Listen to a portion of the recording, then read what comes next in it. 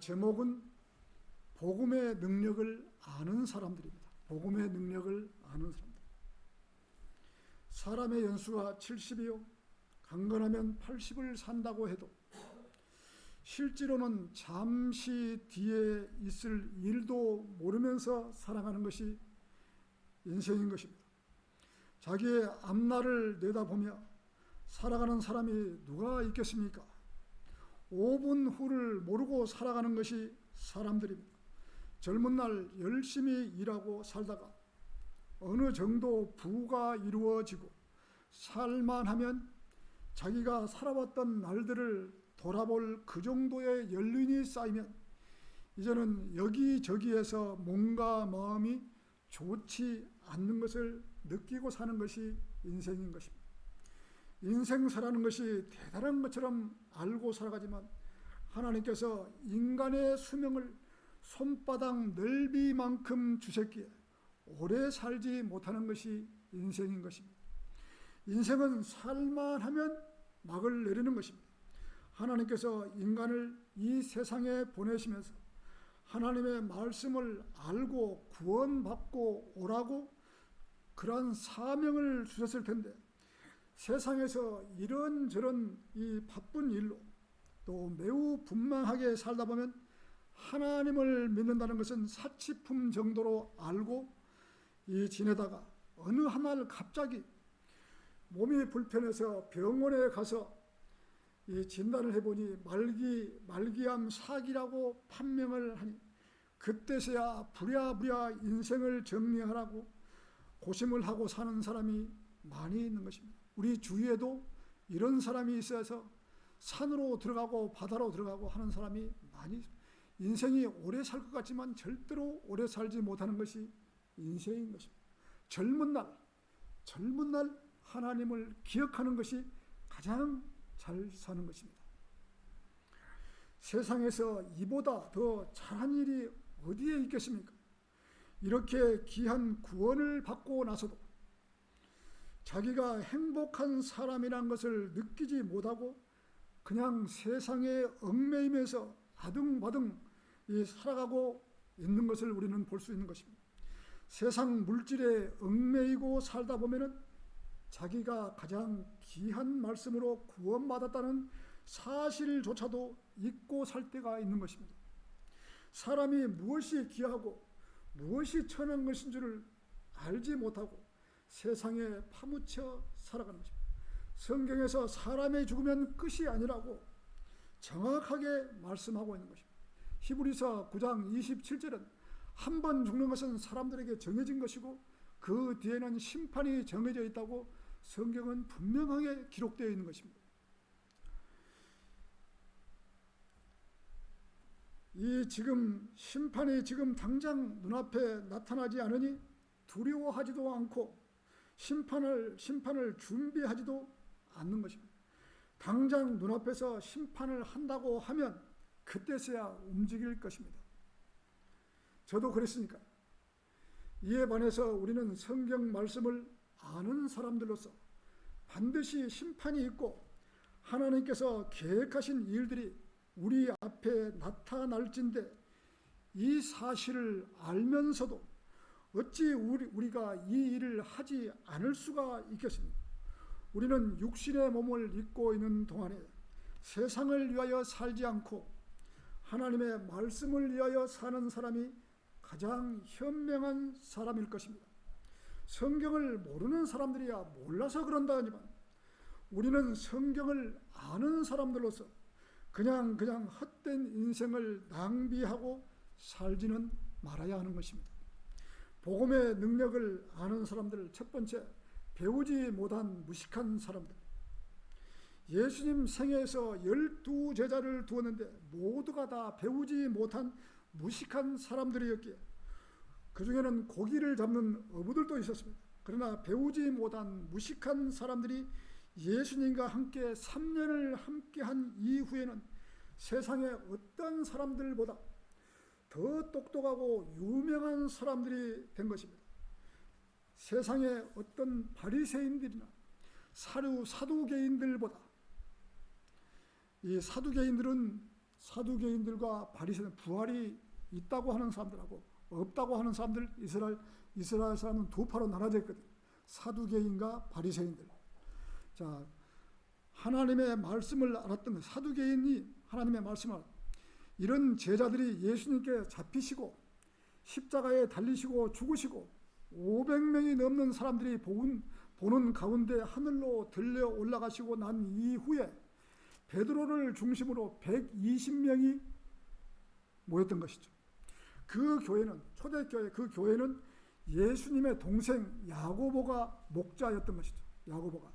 그때부터 하나님의 말씀을 거리에서 설교하고 구령을 하기 때문에 모진 박해가 시작됐던 것입니다. 사도행전은 사도들이 하나님의 말씀을 전하고 이 박해받는 그러한 성경이기 때문에 사도행전을 지금의 교회들이 교리서로 삼으면 안 되는 것입니다. 사도행전은 우리가 교리서로 삼으면 문제가 되어버리는 것이죠. 사도행전은 그야말로 사도들의 행적일 뿐인 것입니다. 행적. 사도행전 4장 1절부터는 사도들이 백성에게 말하고 있을 때 제사장들과 성전 책임자들과 사두개인들이 그들에게 와서 사도들에게 백성을 가르치며 죽은 자들로부터 부활을 예수를 통하여 전파하는데 격분하여서 그들을 체포하여 그 다음 날까지 가두어 두셨으니 이는 그때가 저녁이었기 때문에. 그러나 그 말씀을 들은 많은 사람이 믿으니 남자의 수가 5,000명이나 되더라고요. 남자의 수. 이스라엘 사람들은 여자들을 이름을 이 성경에 잘 안 하거든요. 5,000명도 이 남자의 수만 5,000명이었던 것이죠.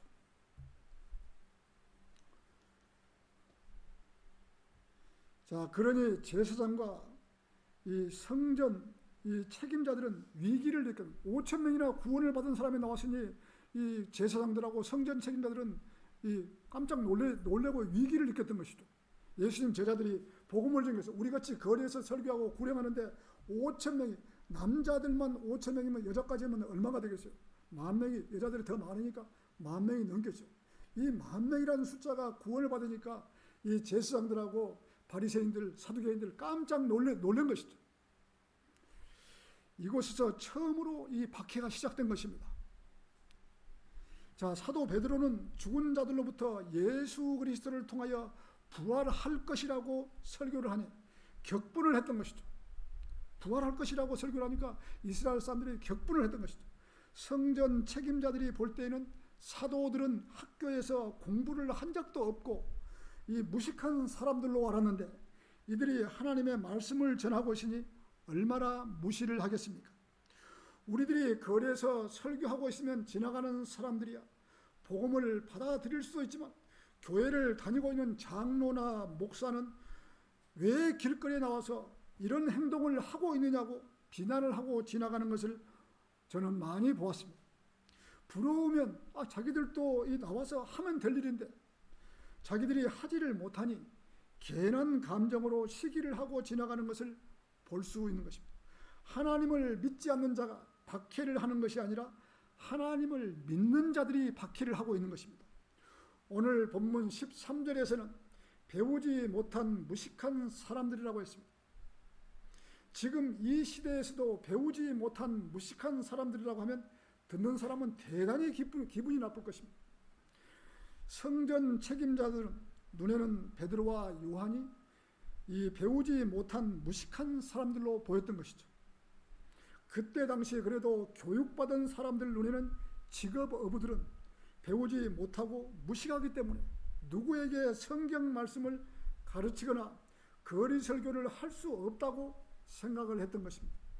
바울은 12제자가 그 중에 들어가지를 않거든요. 바울은. 자, 그래도 이 바울은 사도의 대열에 선 것입니다. 바울은. 사도들 중에 바울만큼 많이 배운 사람도 없었습니다.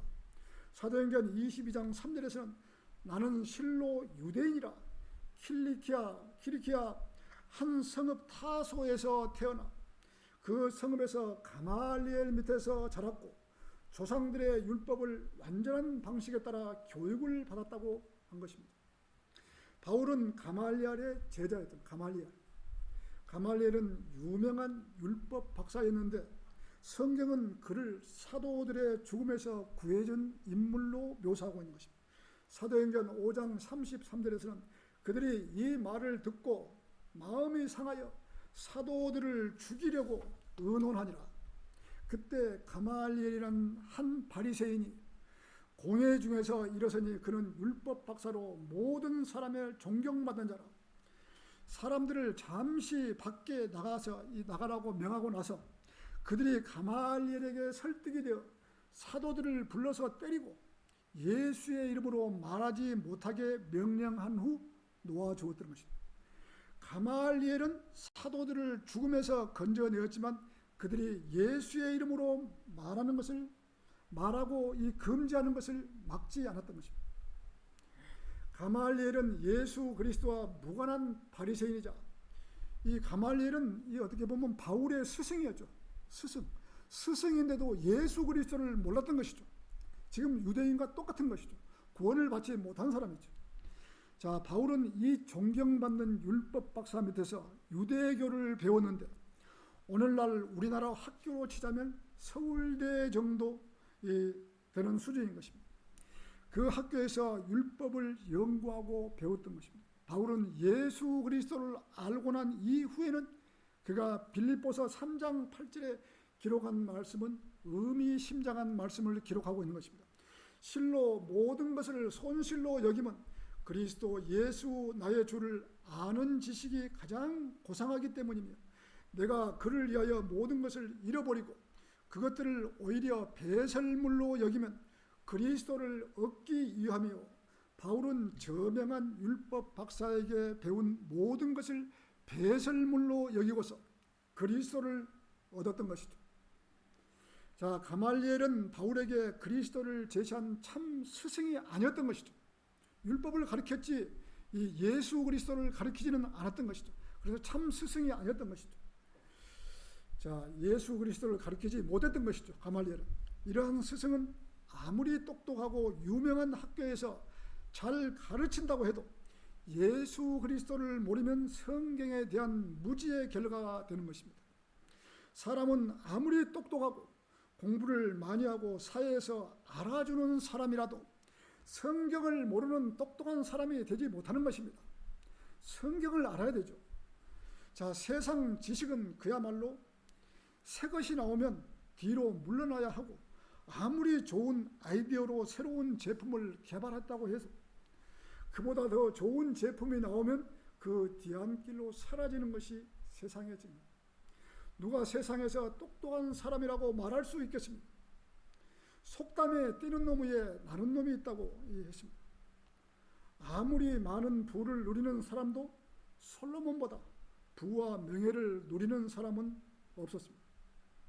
전도서 12장 12절에서는 인간의 최고의 부를 누렸던 솔로몬은 전도서 마지막 장에서 내 아들아 이것들로 더욱 각성하라. 많은 책을 만드는 것은 끝이 없고 많은 공부는 몸을 피곤케 하느니라고.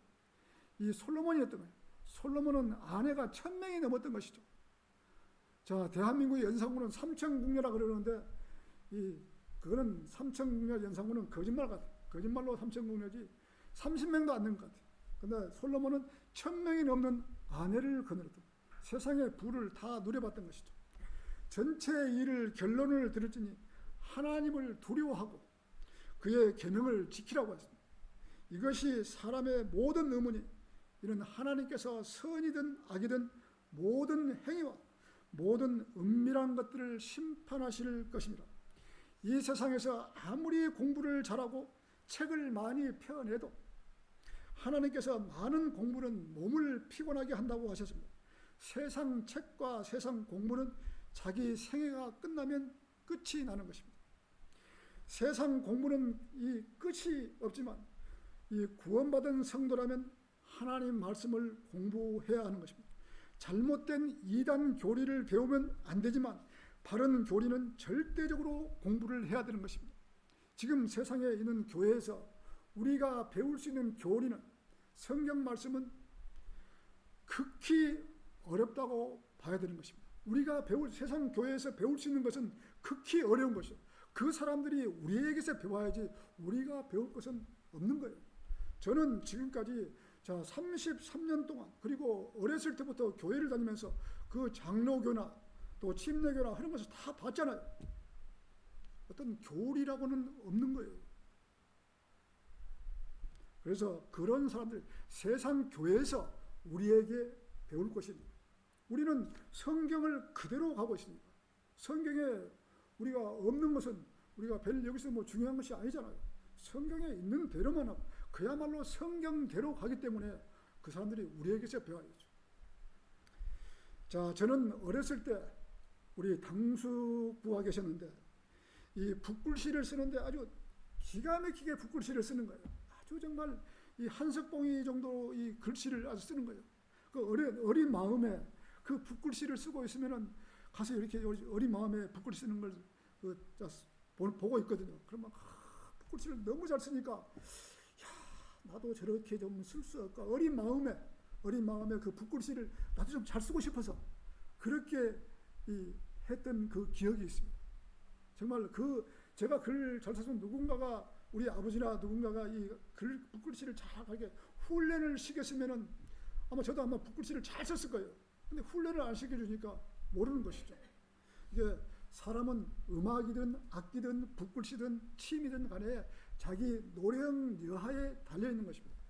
어떤 악기를 불더라도 거기에 대한 취미를 가지고 기본적으로 배우고 깊이 들어가면은 악기도 잘 불 수 있어요.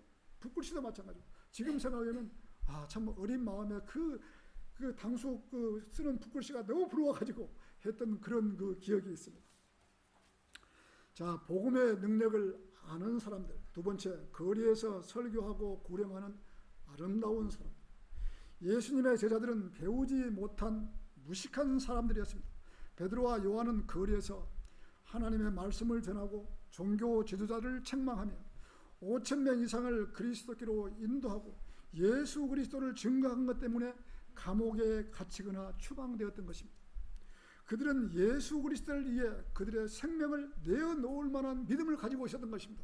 예수님 제자들은. 지금 이 시대에는 어떻습니까? 거리에서 나와서 하나님의 말씀을 전하는 교회가 어디 있습니까? 불과 몇몇 교회 성도들이 나와서 거리 설교를 하고 있는 것뿐입니다. 강화문에서 정강훈 목사가 주도하고 있는 집회에서 하나님 말씀으로 구원의 복음을 전한다면 얼마나 좋겠습니까? 정말 대단한 축복을 받을 것인데 하나님의 말씀은 뒷전이고 정치가 어떻고 쓸데없는 소리만 하고 있는 것입니다.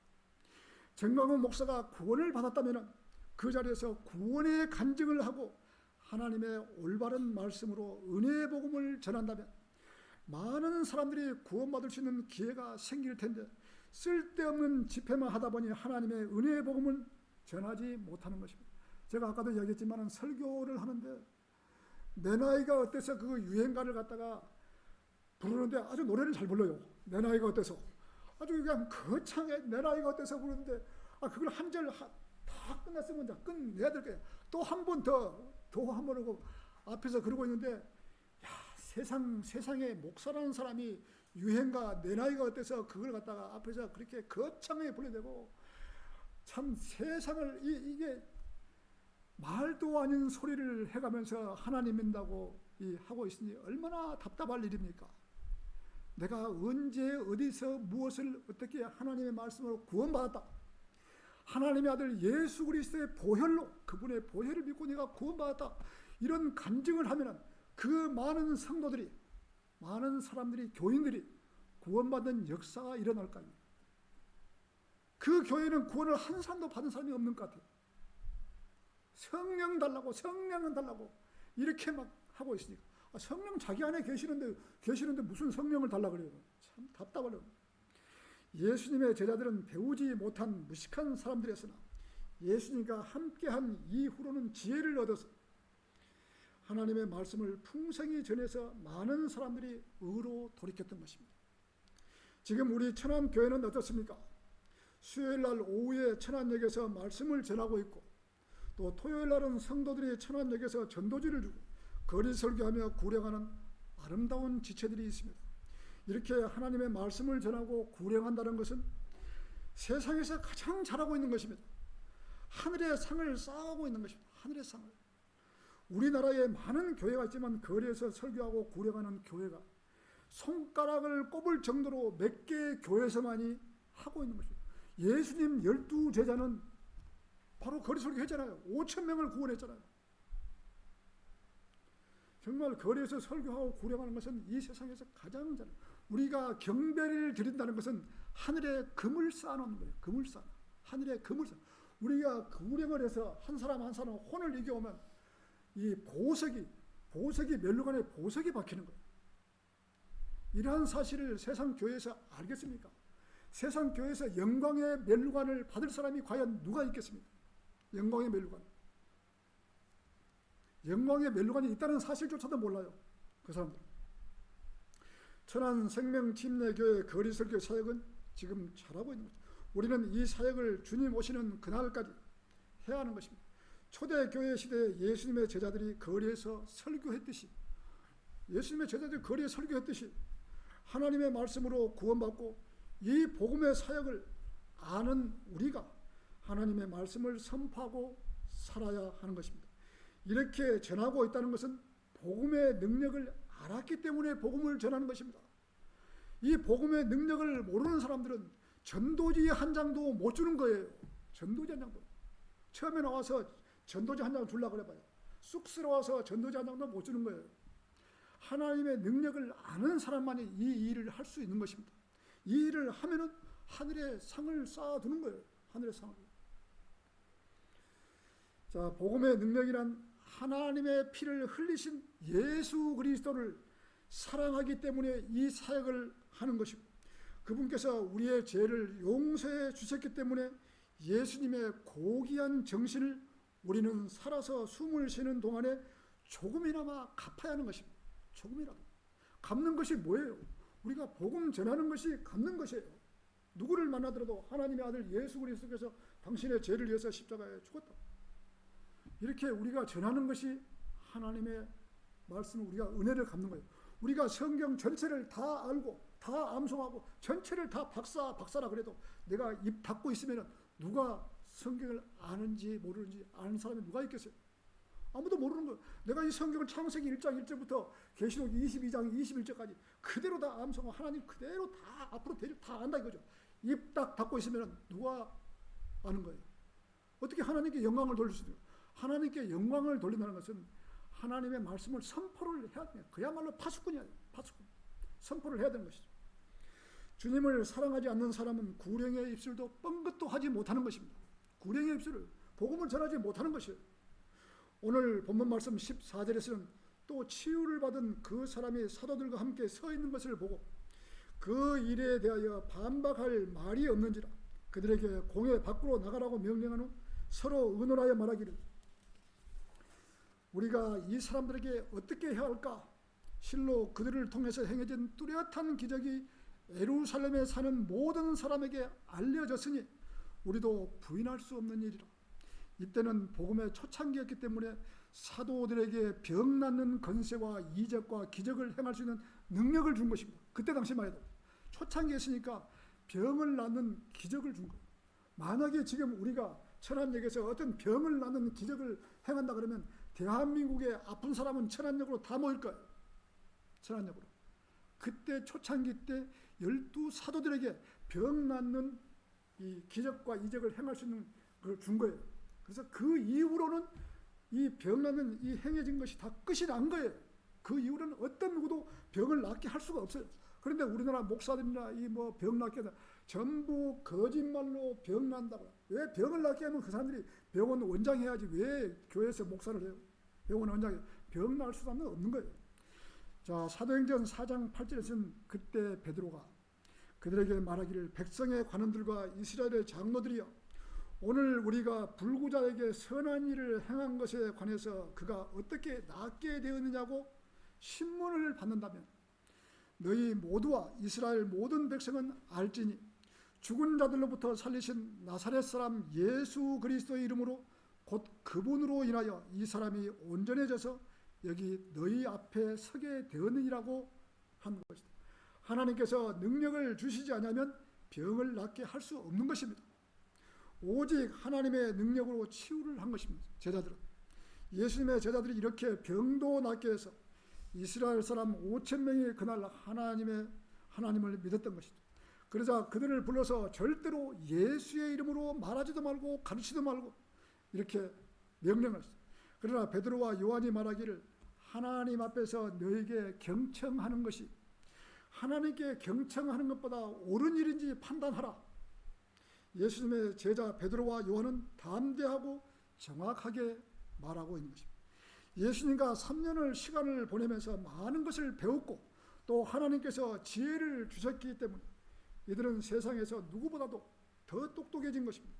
사람들은 신학대학을 나왔다고 하면은 대단한 것처럼 생각하지만 실상 대한민국의 신학교는 아무것도 아닌 것입니다. 성경을 가르치지 않고 인본주의 사상이나 가르쳐서 성경하고는 거리가 먼 것이 현재 한국의 신학교입니다. 신학교이면 정상적으로 성경을 공부해야 되는데 일반 대학처럼 하고 있고 성경은 뒷전에 두고 미국의 유명한 대학들은 전부 다 처음에 신학대학교였어요. 미국의 유명한 대학들은 그 신학대학들이 변질되었고 지금 공부하는 쪽으로 지금 바뀌어버린 것이죠. 처음에는 다 신학대학으로 창립이 된 거예요. 우리나라도 마찬가지예요. 신학대학교가 지금 인본주의 사상이라 일반 대학하고 똑같이 가는 거예요. 지금 신학대학교. 그러나 신학교를 나와서 목사를 하면 성도들이 성경을 물어보면 모른다고 이 말은 하지 못하고 기도하시라고 모르면 물어보면 기도하시라고 그러면 가르쳐 줄 거라고 이렇게 답변을 하고 있는 거죠. 모르면 모른다고 해야지 모르면서도 끝까지 아는 채 하는 것이 현실의 목사들인 것입니다. 성경을 모르면서 억지로 성경을 풀려고 하면 멸망에 이른다고 했습니다. 우리 베드로 후서 3장 16절 한번 보시겠습니다. 베드로 후서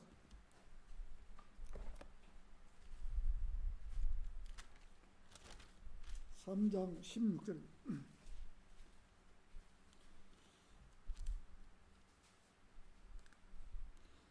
자, 그의 모든 편지에서도 이런 것에 관하여 말하고 있으니 그 가운데 깨닫기 어려운 것이 들어있어.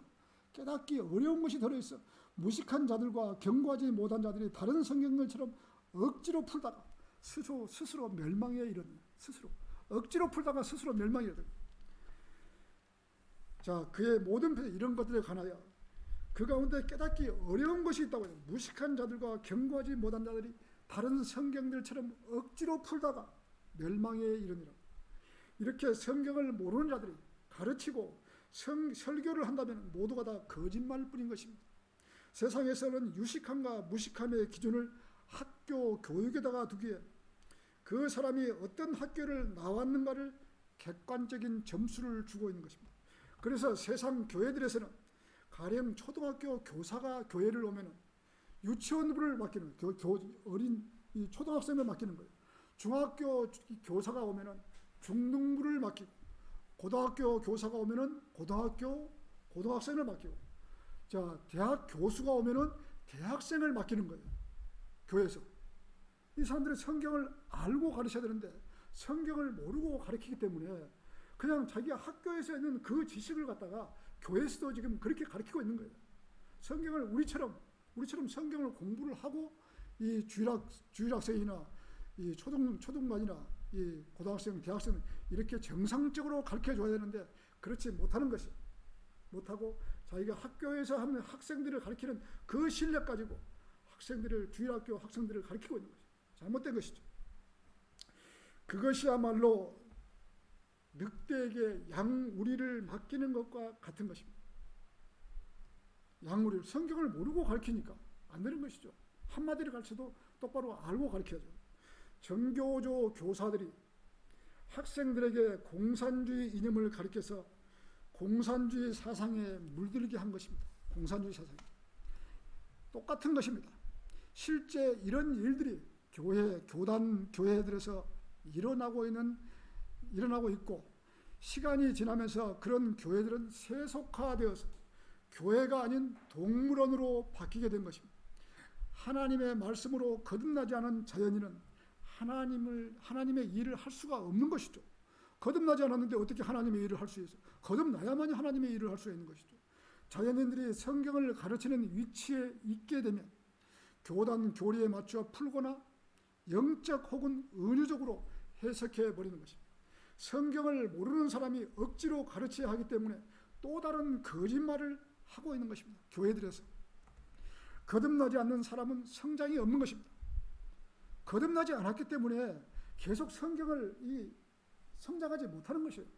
영적으로 계속 자라가야 되는데 자라가지를 못하는 것입니다. 거듭나지 않았으면 모르는 거예요. 자, 그런 사람은 하나님을 알고 섬기려는 열정은 있을지 몰라도 지식을 따라 된 것이 아니기 때문에 써먹을 수가 없는 것입니다. 성경을 가르치려면 성경에 대한 교육을 받고 제대로 알고 성경 교사가 되어야 합니다. 그렇지 않으면 오류만 낳게 되는 것입니다. 우리 교회에서 성경 공부 시간에 하고 있는 교사 자격증반, 이 정도는 공부를 하고 교사를 해야 되는 것입니다.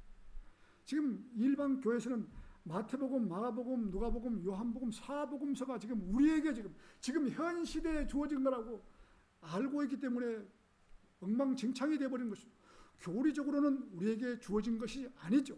영적으로는 우리가 얻어먹을 수는 있어도 교리적으로는 이 시대에 갖다 붙여버리면 엉망이 되어버립니다. 이걸 갖다가 학생들한테 가르쳐 주니 학생들이 이해가 되겠습니까? 저 역시도 어렸을 때부터 그렇게 배워왔으니까. 네? 잘못 가르치고 있는 것이죠. 세상 학교에서 교사한다고 교회에서 말씀을 배우지도 않고 교사를 한다면 학생들은 젊은 날부터 잘못된 길로 빠뜨리는 것과 같은 것입니다. 자, 복음의 능력을 아는 사람들. 세 번째, 한 세대가 가기 전에 창조주를 기억하라. 오늘 본문 19절부터는 그러나 베드로와 요한이 대답하여 말하기를 우리가 보고 들은 것을 말하지 않을 수 없노라. 예수님의 제자들은 3년이 넘게 예수님을 따라다니면서 모든 이적과 기적을 보았던 것입니다. 실제로는 제자들에게 병 고치는 은사도 주었던 것입니다. 또 예수님께서 하나님의 아들이라는 사실도 알았고 또 부활하신 후 손과 옆구리의 못자국과 창자국도 보았던 것입니다. 도마는 예수님의 옆구리를 만져보기 전에는 결코 내가 믿지 않겠다고 큰 소리를 친 것이에요.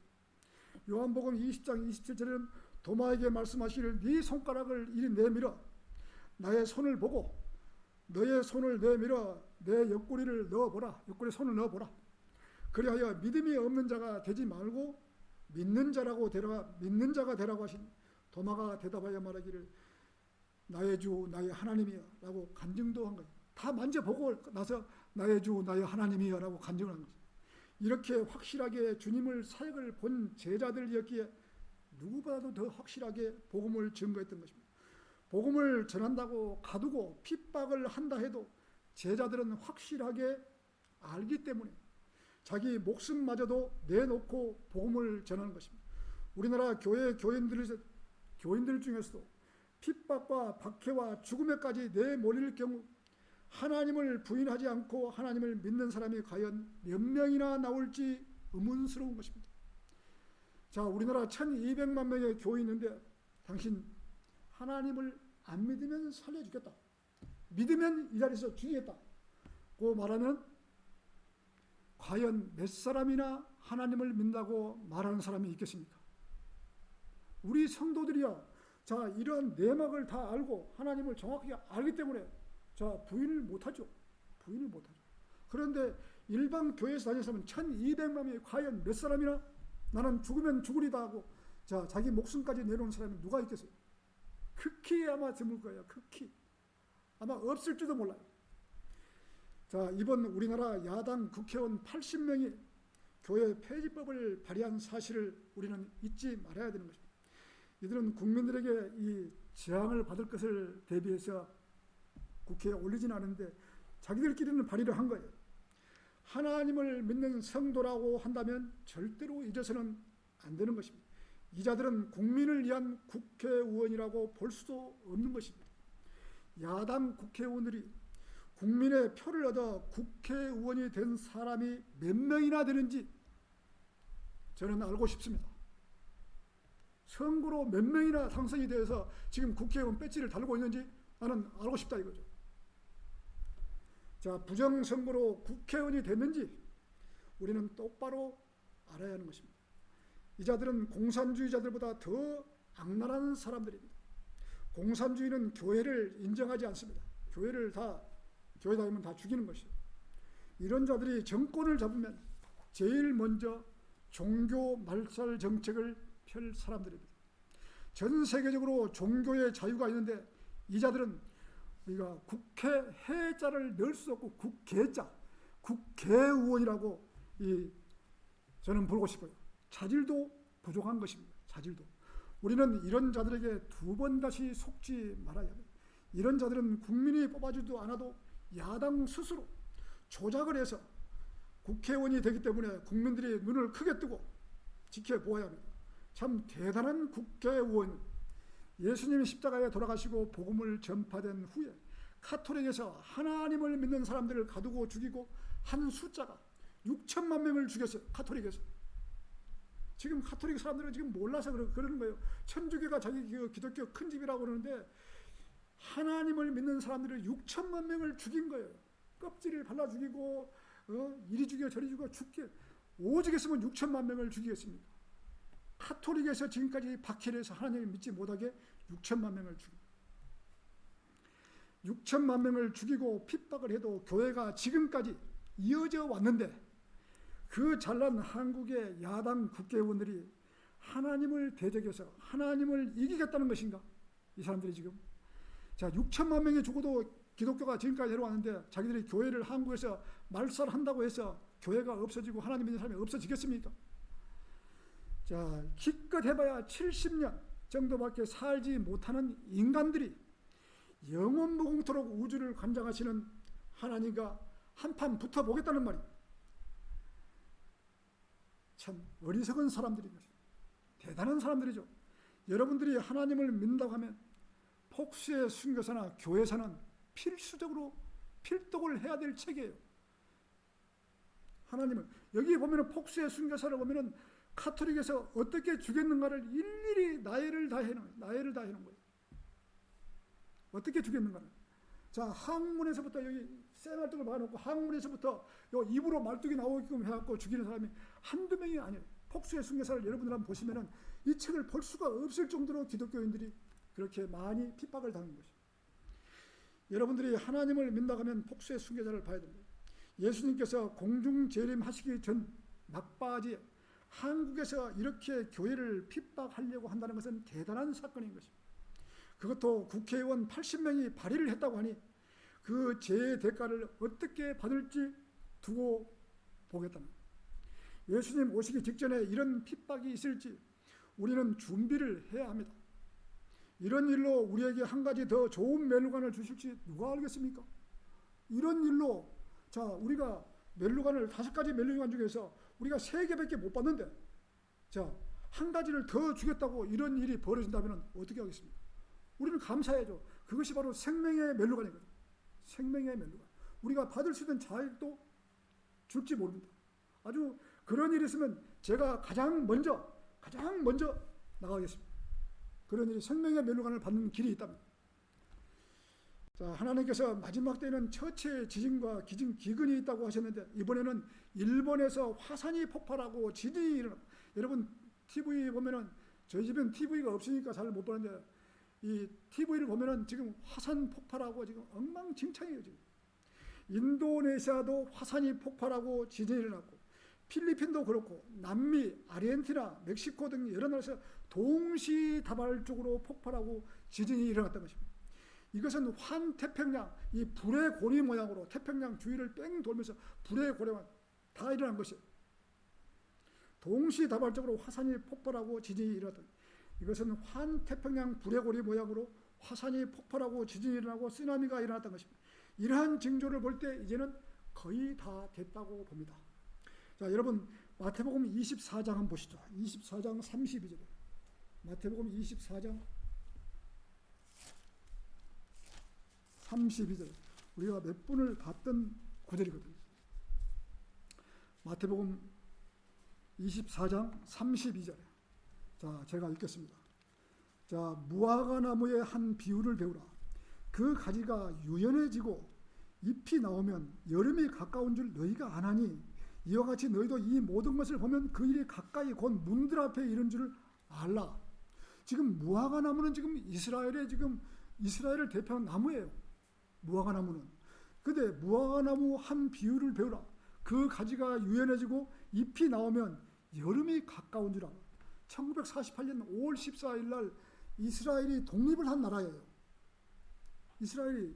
그래서 무화과 나무가 그때부터 지금 피기 시작하는 거예요. 그때부터 지금 언제요? 한 시대. 자, 이와 같이 모든 것은 그 일이 이른 줄 알라. 자, 34절에서는 진실로 내가 너에게 말하니 이 세대가 지나가기 전에, 자, 1948년 5월 14일부터 이 세대가 지나가기 전에 모든 일들이 이루어지리라. 하늘과 땅은 없어도 내 말들은 결코 없어지지 아니하라. 자, 하나님께서 선포해 주신 말이에요. 하나님께서 선포해 주는데 인간이 누가 이거를 변명할 수 있겠어요? 하나님께서는.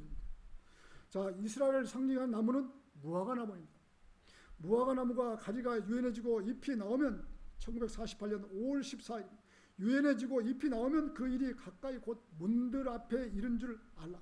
이 시대가 지나가기 전에 이 모든 일이 이루어져. 이 시대가 지금 우리가 인생은 70이요 강건하면 80이라고 했 최고 길어봐야 한 세대를 100년을 잡은다면 1948년 이 시대가 지금 70이라 그러면 2018년 넘어갔고 80이라 그러면 2028년이에요. 우리는 2028년을 좀 기다려봐야 돼요. 자, 거기도 안 오시면은 이제 한 세대를 100살로 봐야 되는 것이죠. 어쨌든 가까이 왔다는 것을 우리가 눈앞에 알아야 되는 것입니다. 이 세대가 가기 전에 우리 주님은 오신다고 하신 것입니다. 우리는 기다려야 합니다. 우리가 보았던 사도행전 4장 말씀처럼 예수님의 제자들이 복음을 전할 때 누가 반대를 했습니까? 그것도 하나님을 믿는다고 하는 바리새인들과 사두개인들이 하나님을 믿는다고 하는 자들이 박해를 했던 거예요. 지금 우리가 거리 설교를 하고 복음을 전하면 가장 먼저 하나님을 믿는다고 하는 교회 다니는 사람들이 반대를 하고 있는 것입니다. 예수님 제자들도 복음을 전하다가 핍박을 받고 감옥에도 가고 한 것처럼 이 시대에 구원받은 사람들은 하나님 말씀을 계속 전해야 하는 것입니다. 듣든지 아니 듣든지 우리는 우리에게 주어진 사명을 감당해야 하는 것입니다. 배우지 못한 사람들이 예수님과 함께 있었으므로 성경을 아는 것처럼 우리도 하나님 말씀을 공부하고 양육이 되면 누구보다도 더 성경을 알 수 있는 것입니다. 세상에서 아무리 세상 지식이 많이 안다고 해도 그 지식은 사장되는 것입니다. 그러나 하나님의 말씀은 한 번 알면 그 지식은 영원무궁토록 천년왕국도 그대로 가고 영원무궁토록 한 번 지식을 알면 가지고 가는 것이에요. 없어지지 않는 거예요. 세상에서 세상 지식을 아는 것보다 하나님의 말씀이 그러한가요? 매일 성경을 상고하는 자가 가장 잘하고 있는 것입니다. 결론을 맺겠습니다. 오늘 본문 말씀처럼 예수님 제자들은 그때 당시 그야말로 배우지 못한 어부들이었고 제대로 교육받은 사람도 없었습니다. 그러나 하나님이신 예수님과 3년의 시간을 보내면서 가장 잘 배운 제자들이 되었던 것입니다. 지금 이 세상에서 아무리 똑똑하고 인류대학을 나왔다 하더라도 성경을 모르면 똑똑한 사람이 되지 못하는 것입니다. 성경을 아는 자만이 거리에서 설교하고 구령할 수 있는 것입니다. 지금 이 시대에 가장 똑똑한 사람은 성경을 알고 그분이 오신다는 사실을 믿고 그분께서 공중에서 우리의 이름을 불러주시기를 고대하면서 사는 성도들이 가장 현명하고 가장 잘 사는 사람들인 것입니다. 자, 설교를 마치겠습니다.